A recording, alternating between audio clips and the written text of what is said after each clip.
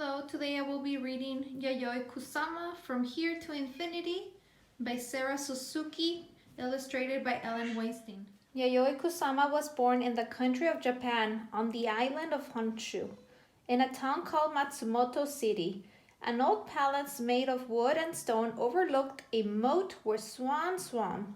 The streets were lined with little shops, and snow-capped mountains rose in the distance, swallowing up the sun as it went down in the evening. Yayoi's family owned nurseries where all kinds of flowers and vegetables grew, and workers tended the plants as they matured from seeds to sprouts to stalks. But Yayoi yearned for a different life, far from the countryside. She dreamed about what lay beyond the mountains, in places far from Matsumoto City. She longed to leave home and see the world. Yayoi's mother wanted her to stay home and learn old-fashioned manners, how to dress elegantly, walk demurely, eat politely, and find a proper husband. But Yayoi wanted to be an artist. Every day she went outside with ink and brushes and paper. She drew things she saw and things she imagined. She looked closely at the pebbles that lined the riverbed and at the leaves and stalks of plants. And she drew them as chains of tiny cells that looked like dots. When she was older and studying in art school, her teachers disapproved of her work, and they demanded that Yayoi paint in the traditional, precise Japanese style. She wanted to go where she could live without rules. When she was 28 years old, she packed up her silk kimonos and thousands of drawings and stuffed dollar bills into the toes of her shoes. It was her first airplane trip. There were only 4 other passengers, and the weather was stormy with rain and lightning. The airplane wobbled and dipped as it flew to America. In New York, Yayoi went to the top of the Empire State Building, the tallest building in a city full of tall buildings.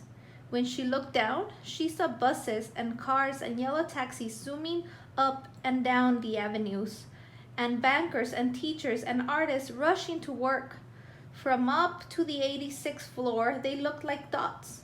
She felt very far from quiet Matsumoto City and her mother's rules. Here, it seemed anything was possible. Yayoi set about turning her drawings of dots into paintings. The dollar bills that she had brought to America quickly ran out, and she spent what little money she had left on paints and canvases.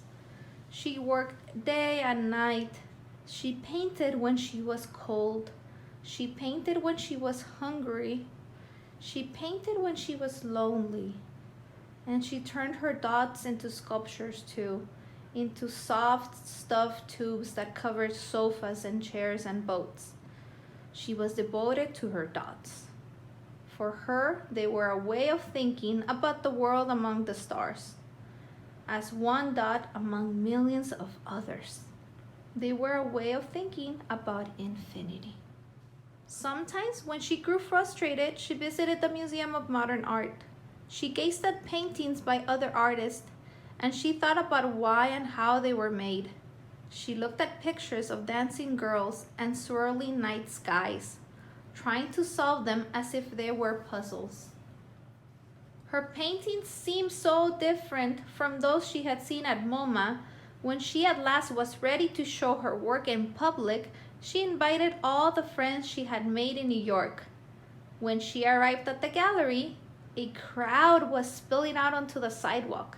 Her friends lifted her into the air, shouting, "Yayoi, you finally done it!"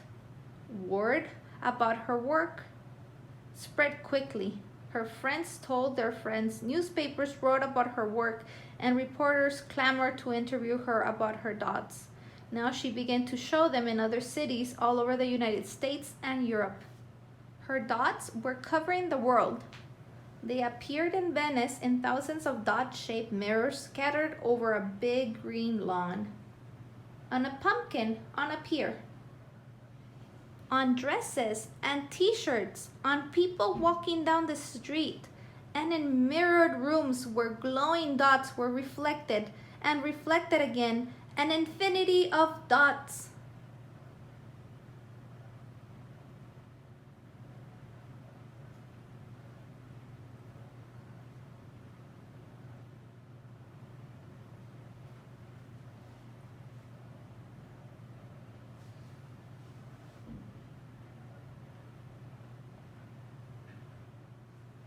Having visited many countries all over the world, Yayoi returned to Japan. The country had changed since she left, with many different artists challenging the old traditional style, as Yayoi had been doing all along. She still lives in Japan, and she continues to paint her dots every day.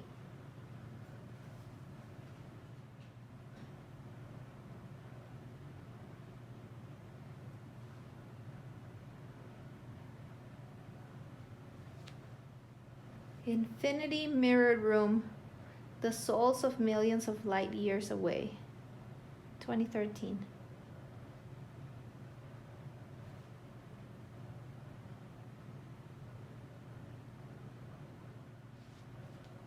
The Obliteration Room, 2002 to present.